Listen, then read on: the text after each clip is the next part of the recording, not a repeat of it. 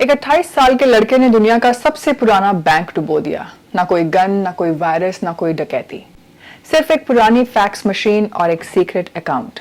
बात 1992 की है, जब 26 साल का निक लीजन बेरिंग्स बैंक का गोल्डन बॉय हुआ करता था। बेरिंग्स बैंक वर्ल्ड के ओल्डेस्ट और प्रेस्टिजियस बैंक्स में से एक था। निक छोटी उम्र में बैंक के सिंगापुर ऑफिस का हेड बन गया था। एक इंटर्न की टेक्निकल गलती से बैंक को $20,000 का लॉस हो गया। निक को पता चला तो उसने ये इंफॉर्मेशन एक सीक्रेट अकाउंट 8888 में छुपा दी। उसे लगा थोड़ा सा लॉस है, थोड़े दिनों में प्रॉफिट कमाकर बराबर कर दूंगा। उसी प्रॉफिट के चक्कर में निक ने बैंक के पैसे मार्केट में लगाए, लेकिन उसे प्रॉफिट की बजाय लॉस होता गया। उस समय ऑनलाइन बैंकिंग तो थी नहीं, तो हेडक्वार्टर्स को सारी इंफॉर्मेशन फैक्स के जरिए जाती थी।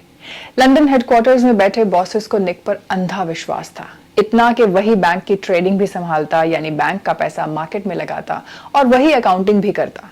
ये बिल्कुल वैसा था जैसे एक स्टूडेंट खुद ही अपनी आंसर शीट चेक करता हो। इस विश्वास का निक ने फायदा उठाया। वो फैक्स से सिर्फ प्रॉफिट रिपोर्ट करता, लॉस नहीं। इससे वो खुद चक्रव्यूह में फंसता चला गया।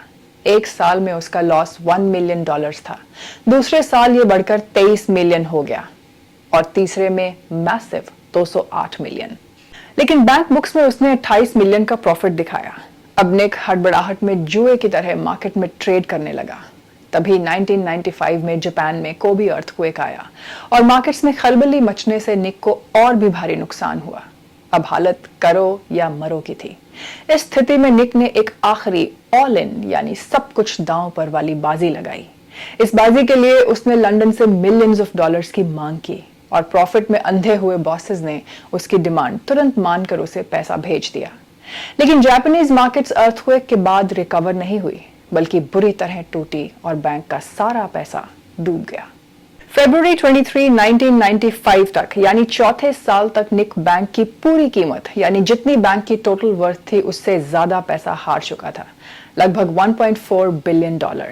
उसने आई एम सॉरी का एक छोटा सा नोट अपने डेस्क पर छोड़ा और सिंगापुर से भाग गया।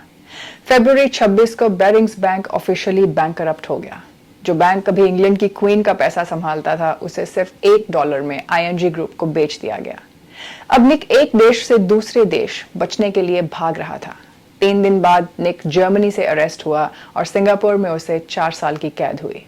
आज लगभग 60 साल के निक लीजन आयरलैंड में अपनी पत्नी और बच्चों के साथ रहते हैं, जहां वो एक प्रोफेशनल स्पीकर हैं और यकीन मानिए लोगों को फ्रॉड से बचने के तरीके सिखाते हैं।